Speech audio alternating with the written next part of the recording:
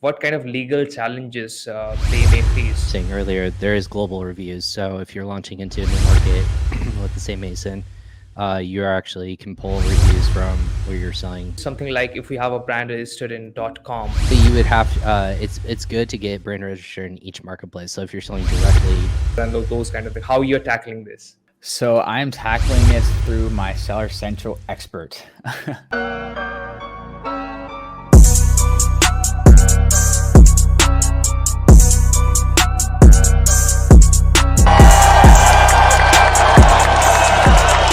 Hello, everyone. Welcome to the Rich Seller Podcast. Today, I have a very special guest with us and a few more guests joining in along the way. We have Ryan with us today joining in.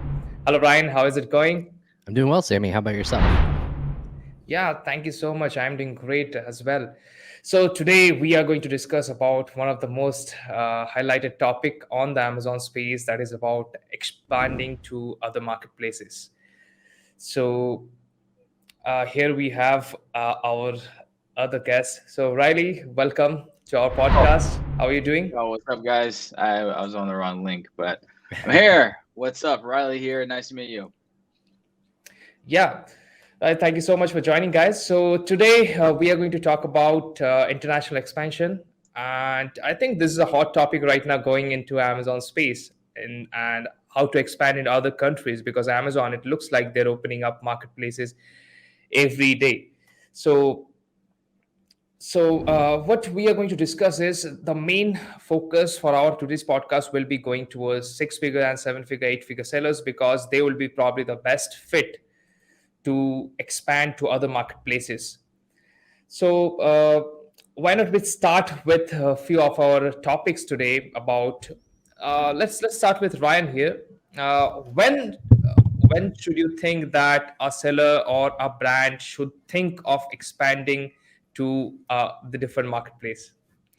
That's a great question, and I just want to say thanks for having me today, Sammy. So our goal and what we work with on a day-to-day basis at Frisbee is we actually have that question come up all the time. When's the right time to expand? The best way to caveat that is it depends, right? So most often that when a seller is building into a different market, they're probably have their processes already established in their current market, whether it be just the United States, or if they're a seller in the UK and they're just selling in the United Kingdom and they want to expand to the US, whatever that looks like. But knowing your numbers and making sure that you're profitable from the get-go is first and foremost. And then also making sure that you can have someone who supports that ecosystem, because the amount of time you put into work growing into your current marketplace, again, most often sellers are launching into .com. The amount of work that you remember going through product, listing, PPC, launching, making sure your listings are perfect is probably going to be equivalency, if not a little bit more detail oriented when it goes to a different market, because you already have a lot of businesses already in place. So it's currently running, but then you have to start add on additional things like inventory, redo listings so that's localized for that market, and making sure things like PPC, your inventory are all lined up so that you can actually speak to that market. So a lot of the times it's making sure that you're good and solid in your current market that you're selling, and then kind of add that on slowly. We see sellers who do this natural progression. We can talk about that. It's .com. There's natural evolution into North America because of NARF, and then directly into fulfillment centers. And then depending on your product type, again, it depends, going into markets like UK, Europe, Australia, Japan, just really depends. Yeah, Riley, do you want to add something to it? No, I mean, yeah, that's basically it. As with any business, depends on your situation, what you're trying to do, your inventory situation, cash flow situation, how big and ambitious your goals are, and then of course, the logical steps, the English-speaking countries first, Canada and UK. So for anyone thinking about it, definitely look into those first. Yeah. Guys, I would like to interrupt you guys. So I think I forgot you guys the introduction in the beginning of the podcast. So why not shoot it right now? I'll just add it later on, right? Sure. So before we begin our podcast, let's do a small introduction about our guests. So Ryan, would you like to introduce yourself? Yeah, sure. So my name is Ryan Kramer. I've been in the Amazon e-commerce space for 7 years or so. I started off grinding my teeth, or kind of like getting my teeth kicked in, however you want to put it, selling for a home gift garden company in Virginia here in the United States. We sold home gift garden decor, so like garden flags and garden gnomes and really kitschy, unique items. I was in charge of our direct-to-consumer website, and then I learned a lot about Amazon and that ecosystem. Through my time, I've worked for companies like Viral Launch, Ping Pong Payments, and now I'm head of marketing and growth at Frisbee, where we help brands grow internationally. That's all we do, is helping them grow from one market to different markets all over the world through Amazon FBA and other marketplaces as those ecosystems start to build out. But yeah, happy to be here. Yeah, thanks. Riley, a small introduction about yourself. Yeah, sure. I've been an Amazon guy for full time since 2015. So yeah, about 8 years selling my own products. Got into cell phone accessories. Selfie sticks was my first thing. Now I still sell the stick-on phone wallets called the Sticky Wallet, and also, so it's kind of started my journey as a digital nomad FBA guy based out here in Southeast Asia. That's where I've been based ever since, out here in Thailand. And so became a travel YouTuber. And through that, people started asking me questions about Amazon. And then, okay, now I guess I'm an Amazon FBA YouTuber. And so kind of just by popular demand, 2018 started the Amazon management PPC launch agency, and so that's called Amazing Marketing Co. And so we're a small agency, just a few of us American guys, and yeah, that's the main thing now is all U.S. clients, helping them grow. That's great, guys. We are stoked to have you here. So let's talk about this. Like, what should be the first marketplace that comes on your mind? Right, let's talk about you. Let's assume you are selling in .com. What should be the first marketplace to expand your footprint? Yeah, that's a good question. So when it comes to .com, Amazon, if you're newer to a seller, they actually are making it so that every seller, no matter what, if you enter the ecosystem, you're going to be turned on automatically for global fulfillment. So that's something that naturally any seller who's going to be coming onto .com now moving forward, even as of late last year, middle last year, sellers are naturally conditioned to have their products sold in North America, or at least available in North America, so Canada and Mexico. So that's a natural place for people to get going. When you actually look at Canada's market, and we talked about this, about what's that natural evolution. Most people are being conditioned in Canada because 90% of the population in Canada is within an hour or 2 hours of driving distance from the US border. So believe it or not, even though Amazon.ca is one of the top ranking e-commerce websites in Canada, .com is actually right behind it and actually competes a lot with Canada. So when we talk with the Amazon global sales team in Canada, as well as the United States, most sellers, actually the head of Canada told us this, most sellers are consumers, I should say, they will just opt to go to .com, drive across the border, have their own PO box, pick up in their packages from there. So it's actually something that sellers are conditioned to kind of look at both options. So in Canada, there's this natural evolution of either shop on .com, but also shop on CA. .ca, if you have product in fulfillment centers, you're going to get it quicker, but it doesn't mean that if you have your product signed up for North American Remote Fulfillment Program, you can actually have it shipped via Prime from inventory that's in the United States. So definitely that's the first natural progression that most sellers take. Incrementally, it can be anywhere from a 5 to 20% growth in terms of your business. So it really just depends on the product as well, of what you're selling and where that demand is. Yeah, moving on to the same question, I would like to add on that. So I think Riley could also add some point on that. Like, let's assume we have, I am a seller, I am a brand in Amazon.com. I have let's assume 200 SKUs. And out of that, few are my top performers or my A players. So how would I validate the marketplace? Let's assume I am expanding to the other marketplace in North America. So what would be a few things that I need to consider in order to validate the market? Because not every product will be the right fit for that particular market, right? What would be a few suggestions on this? I think you are in mute. Oops, now I'm back. Um, I mean, yeah, obviously you're gonna do your basic market research, the Helium 10 Jungle Scout type stuff, and then I'm always a fan of test and see what's best. So test, see what happens, send some inventory in, and usually your best sellers are going to be also your best sellers in Canada. Maybe some slight variation, but yeah, just do the market research and yeah, test it out. Yeah, I think one thing that adds up when we scale to other marketplaces is a benefit of getting our reviews there as well. Because I think now it shows like reviews from other countries also shows up there, right? Correct me if I'm wrong.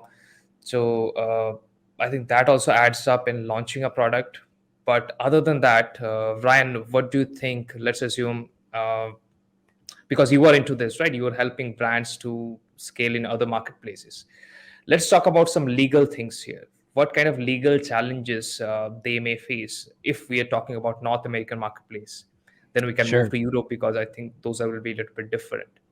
Sure. So to clarify on what you were saying earlier, there is global reviews. So if you're launching into a new market with the same ASIN, you actually can pull reviews from where you're selling globally. So if you're selling in the US and you have sellers or buyers, excuse me, from all over the world, they will show it'll be like a little icon that says where they're from and what marketplace they bought on. So there's actually that new iteration that's coming as well. When you sell into a marketplace like Canada, you will start to get localized reviews as well once you get to a certain threshold. Again, that number varies, depends on the market and depends on the marketplace itself. So legal challenges you asked, that's a good question. Again, it's depending on the product. Again, I'm going to caveat everything. Really, the first and couple things that a lot of people will be thinking about in terms of legality will be if they're brand registered. So if you're a seller who's new to the market or been selling a long time and now you're thinking about expansion, there might be a possibility that if you're not brand registered, you might have another competitor or somebody else who found your product, buying from you or buying from your factory, selling under your brand name in that market. It's unfortunate, but it's something that we've seen lots of sellers encounter if you're not brand registered in those markets. So if you're selling in those markets and you try to go into Canada and someone's selling under your name, if they brand registered for you or underneath that name, unfortunately, there's a lot of legality of it. If you're not patented for a product, they can theoretically sell it as well in that country. So knowing who you are as a brand, and as you grow into a global brand, you have to start thinking about these externalized factors of who's representing you, social media in different languages, but really the legality of it is who's operating on your behalf. If anyone is selling your product on your behalf, need to have all that under your umbrella. But that is something that to consider and kind of do the research, like Riley mentioned, see who is selling your product potentially in that market and kind of get your ducks in a row beforehand before competing against quote unquote yourself. Just so you talked about brand registry. So is it something like if we have a brand registered in .com, does it carry forward in Canada as well? How does it work? Specifically, you would have it's good to get brand registered in each marketplace. So if you're selling directly to if you're putting inventory directly into .ca, you should be brand registered in Canada as well. It's also naturally going to uplift your sales and organic growth, just like anything, right? If you're more localized and you're more ingrained in that marketplace, Amazon sees that as excuse me, for more SEO versions. Like if you're putting your for reasons, if you have inventory in that marketplace, it's going to rank higher than if something is being fulfilled in a different country. Even though it's North American remote fulfillment program, they want inventory there quicker. They want their goods to get to their to those locations quicker. But you should be brand registered in every market that you're selling in. That would be my suggestion. Got it. Got it. That was a nice explanation. So, Riley, moving on to you, let's talk a little bit about listing translation. Okay. So, even in .com, we see that that is a hot topic going on because in .com we have the option to change directly from the account itself. So, how do you see it? Let's assume we are in .com, we want to go to another marketplace. What should we look at when we talk about the listing translation?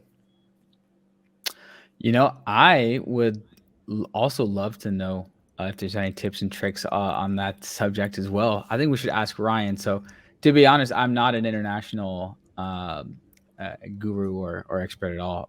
The U.S. is my playground.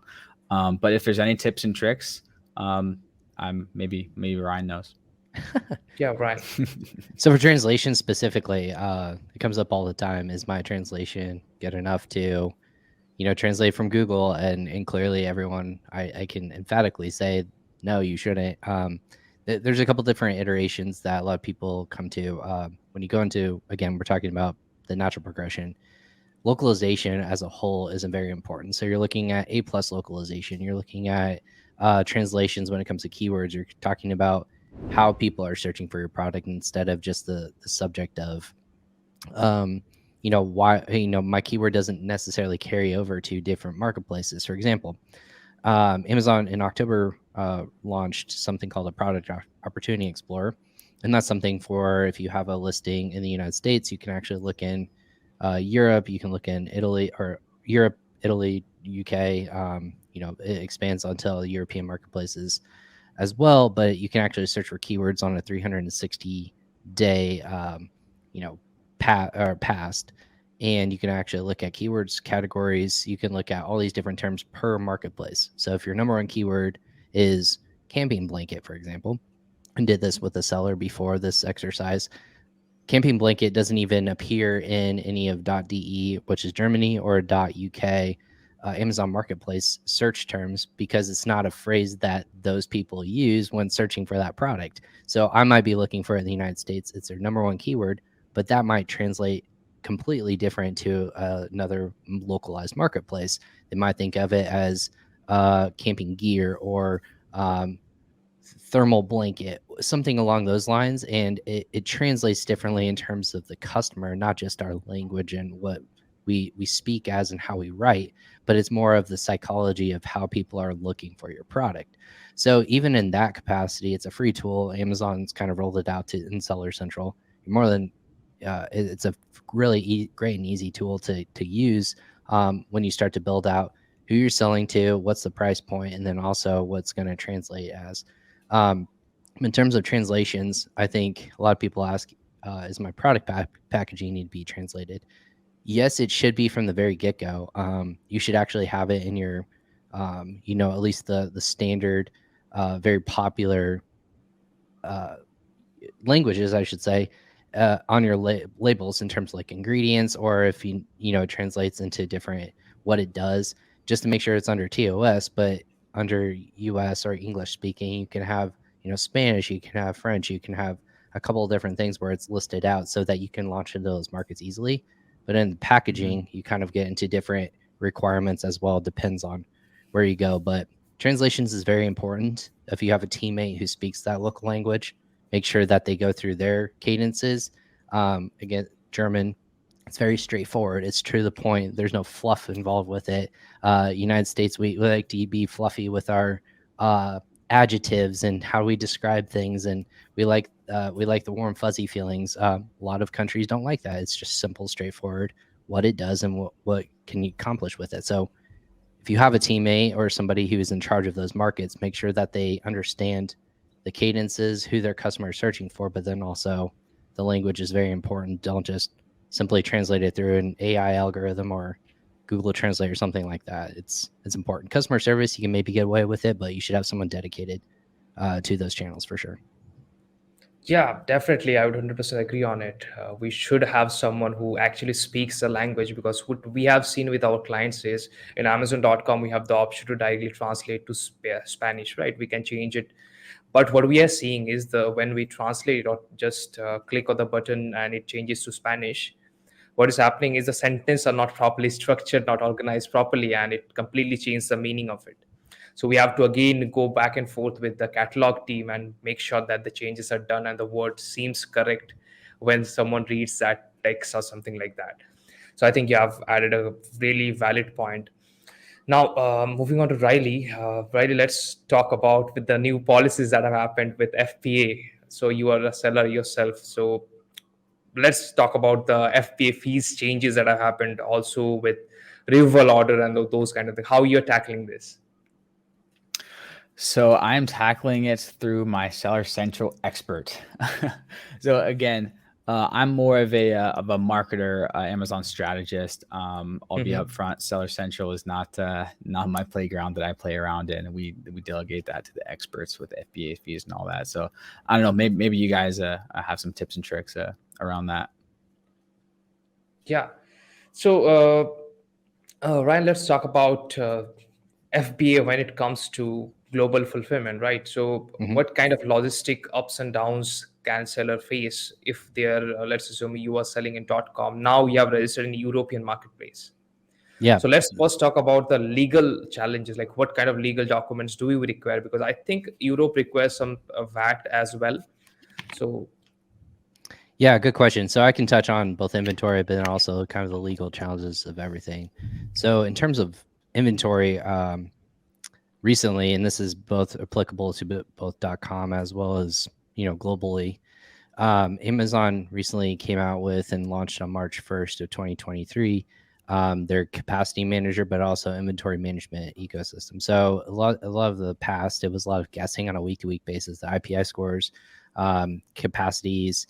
A lot of people just used to be able to, and back in the day, I'll say back in the day in like 2014, 15, but as much inventory as you wanted to in there. Storage fees weren't that massively expensive. You can just store things long term, put containers in FBA fulfillment centers, and call it a day. Never have to think about shipping maybe like once or twice a year.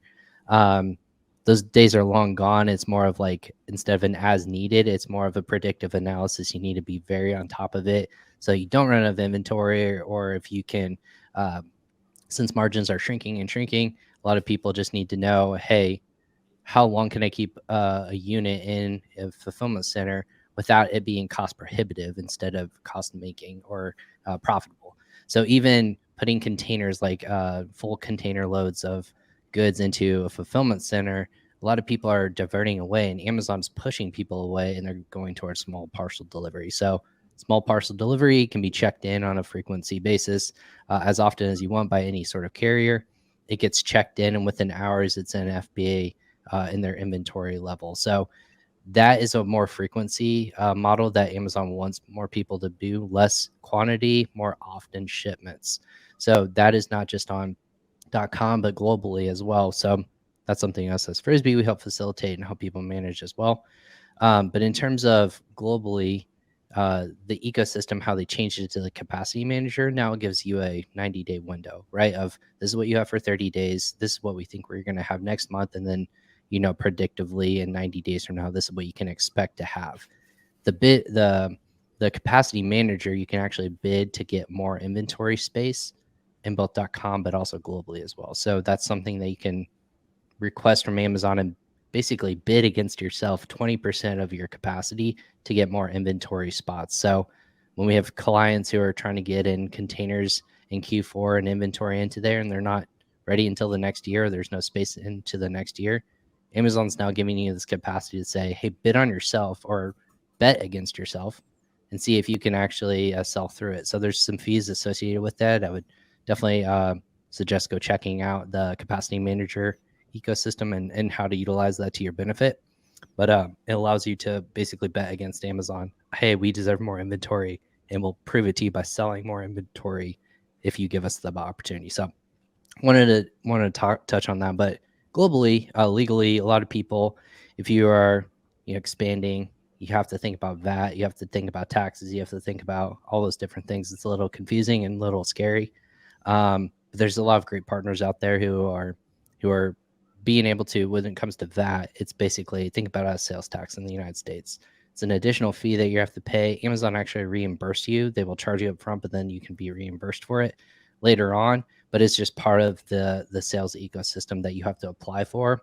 Depending on the market, you can get it for certain countries for your product, and then making sure that you pay those VAT taxes as you continuously do. We have clients who've forgotten about it, or if you're not working with a great partner, you just completely forget about it, and you have 3 years worth of taxes you have to make up. And if you get audited, that can be a big problem for your listings and business in that country. So something you have to consider, but it's got a lot easier as time's rolled on.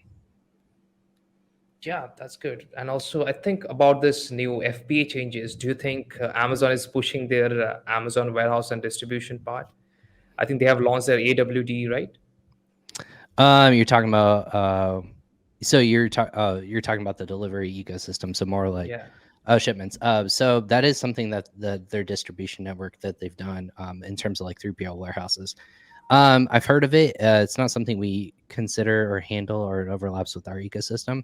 But from what I understand, it's an ecosystem where they can house all your inventory and ship directly to fulfillment centers. The only downside of that is you don't get any insight. You can't pull from it. It's all within the Amazon FBA ecosystem. So it's very tough to, if you have a batch of inventory and I'm a direct consumer seller. If I'm Riley and I'm sending my goods on my website to, again, US and my Shopify website, I can't pull from that inventory at all. So that's kind of a look at the cost analysis, check it. You can't quality check from in throughout the process. So you might have issues with that, but there are pros to it if you are if you don't have your logistics ecosystem set up as a very cohesive ecosystem. So that's something that I would take a look into. But I think they have a couple things to flesh out with that as well. It may not be cost effective for a lot of brands, to be honest. Got it. Yeah. So, Riley, now let's talk about it a bit on the marketing side. Riley, you are joining us from Thailand, right? Yes, sir. Wow, that's great. How's the weather like? I think it will be quite same as India. It's hot. Yeah. hot and sunny. Yeah, rainy season just past a few months ago. So yeah, just working on my tan and on Amazon. That's good. So, Riley, let's talk about since you are running an agency. So let's talk about on the marketing side a little bit. So when it comes to running ads on a listing, it comes first to the traffic, then to the conversion rate, because if traffic cannot make a sale, it completely depends on your product detail page. So why don't you spot some light on conversion rate? How can seller increase the conversion rate a little bit? Oh man, I mean, we could talk for hours about conversion rate. But any specific areas you want to get into about conversion rate? Talking about creative, talking about price testing, talking about A+ content, main image, coupons. We could go any direction you want. I think images and A+ content would be better right now. Cool. I think the new thing, a relatively new thing, most sellers and brands are not doing is the managed experiments.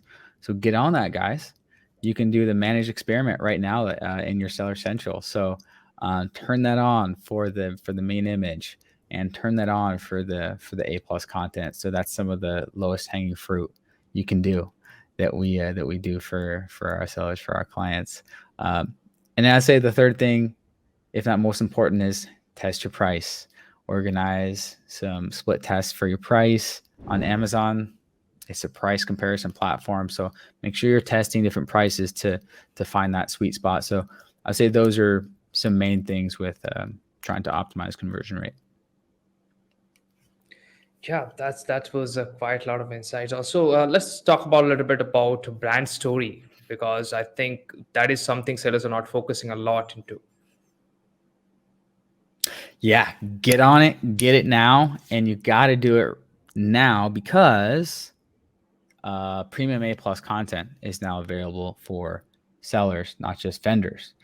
And they're saying it's available for free now, premium A+ content. And so, which means Amazon may charge extra for premium A+ content in the past. And so this is something we're getting on our high horse on for all of our clients to unlock premium A+ content. And I just did a YouTube video about this. There's some steps you need to do to unlock it. Having a brand story active on all your ASINs is one of them. But so just make sure you have the brand story, and then you can also get premium A+ content unlocked if you have 15 A+ content approvals in the past 12 months. So brand story, get those 15 approvals. If you need 15 more approvals, just do small edits and resubmissions. That could take a series of weeks. And then every first of the month, they refresh the premium A+ content eligibility. And I hope you can get that. And so you can put videos in your A+ content. So I think that's a game changer. That's awesome. Yeah, exactly. So, guys, since we are already coming to an end, it's already 30 minutes. So, Ryan, where can people find you? I gotcha. Sorry, clicked off for a second. So people can find me. They can learn more about Frisbee at frisbee.com. It's FRISBI.com. Not many other websites now are 6 letters, so that's pretty exciting. Or you can connect with me on LinkedIn. I'm the head of marketing and growth. You just search for Ryan Kramer. I also host a podcast called The Global Spin.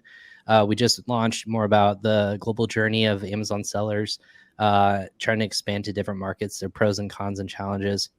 Loving the story. We've had some agencies on. We've had lots of great brand insights, the ups and downs, but you can check us out on our YouTube page and we'll be able to comment there. Or if you're interested to learn more, just let us know. That's great. That's great. So, Riley, where can people find you? Yeah, sure. So amazingmarketingco.com. That's my agency. And YouTube, Riley Bennett, Amazon, Instagram, Riley Bennett, Amazon. So that's great. Thank you guys for joining today. It was really awesome knowledgeable podcast that we did. Thank you so much. I'll have you guys again and discuss a lot more in detail. Thank you guys. Happy to do it. Thanks, guys. Yeah. Thanks. Bye. Take care, guys.